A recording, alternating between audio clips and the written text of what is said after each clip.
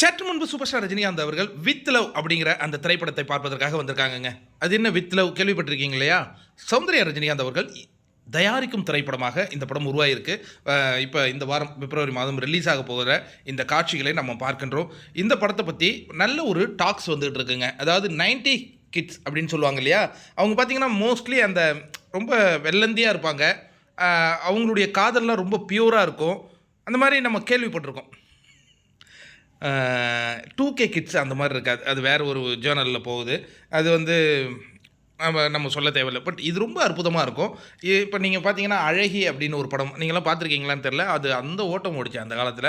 ரொம்ப அழகாக அந்த கதையை வந்து தங்கர் பச்சான் பண்ணியிருப்பாங்க. இதே மாதிரி வித் லவ் இது வந்து ஒரு மாடர்ன் 90s ஃபிலிமாக உருவாகிருக்கு அப்படிங்கிற மாதிரி திரைத்துறையிலேருந்து நமக்கு அந்த தகவல்கள் வந்த வண்ணம் இருக்கின்றன.